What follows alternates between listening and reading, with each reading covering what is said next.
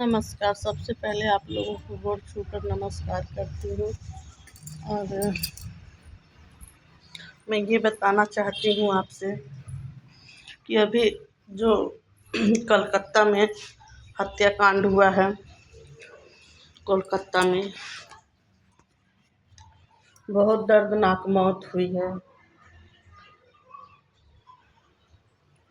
इससे कुछ कहा नहीं जाता। एक शराबी आदमी एक लड़की के कमरे में घुसता है और एक शराबी उसके कमरे में जाता है और उसकी आंखें फोड़ता है, उसका चश्मा फोड़ता है। और जब उसकी चश्मा टूट जाता है, उसकी आंखों से खून निकलने लगता है और उसकी आंखें फोड़ देता है। जिसको इतना दुख होता है, उसको इतना दुख होता है कि पूछिए ना। और उसकी आंखें फोड़ देता है और उसके जिस्म को नोचता है, उसके प्राइवेट अंग को सिगरेट से जलाता है, नोचता है और शरीर को काटने का प्रयास भी करता है। उसके गुप्त अंगों को भी काटता है, नोचता है और उसकी निर्मम हत्या कर देता है।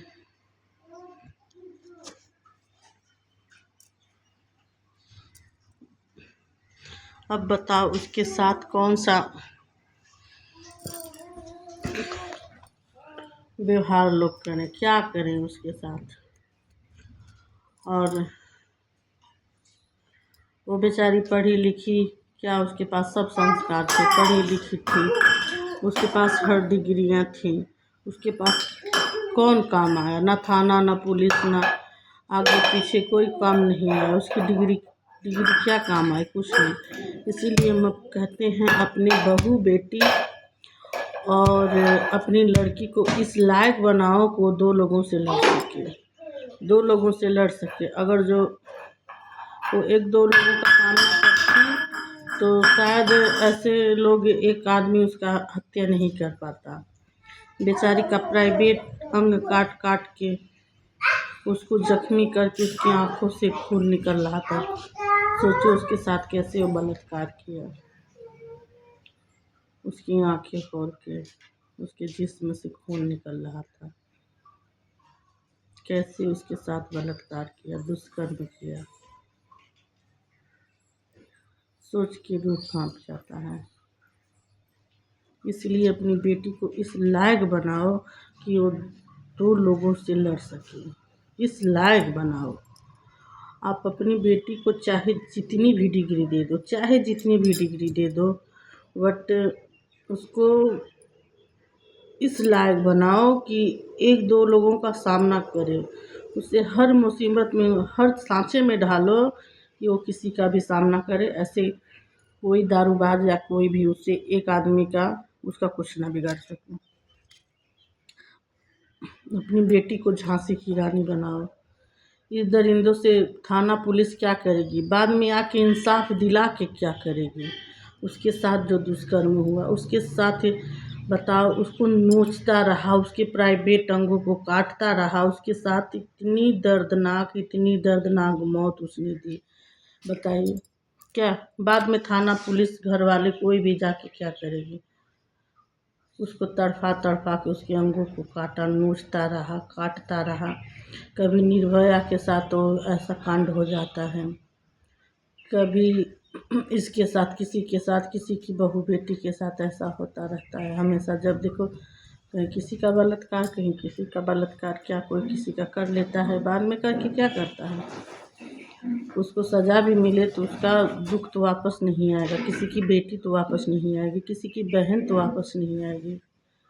इसीलिए आप लोगों से अनुरोध है कि अपने बेटे को संस्कारी बनाओ, इस लायक बनाओ कि किसी की लड़की, किसी की बहन, किसी की बेटी को वो ना देखे। अपने बेटे को इतना संस्कारी बनाओ, किसी के तरफ निगाह उठा के ना देखे। ऐसे दुष्कर्म करने की तो बात कभी ज़िंदगी में ना सोचे। इसीलिए कहते हैं कि संस्कार सिखाओ अपने बेटे को।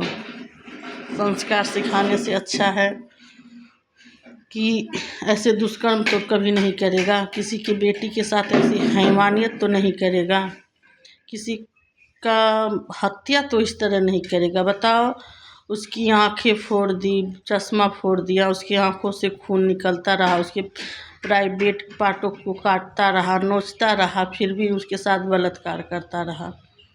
उसके ऊपर क्या बीत रही थी, कैसे वो समय का वो घटना था, कैसे वो ऐसे वो लड़की कैसे वो घटना को सहन कर पाई।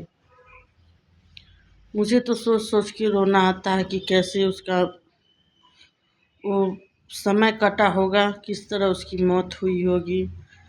ऐसे दरिंदों को तो फांसी तो सज़ा देनी नहीं चाहिए। उसका भी गुप्त अंग काटो, उसको भी जलाओ, सिगरेट से जलाओ, काटो, तब उसको मारो, तब शायद कुछ बलात्कारी कम हो सकते हैं। होता क्या है कि आज यहाँ हुआ थोड़ा कांड, कहीं उधर हुआ कांड, थाना पुलिस हुई, 2-4 दिन हाहाकार हुआ, बड़े लोगों की बात है, केस लोग दबा देते हैं, होता जाता कुछ भी नहीं है।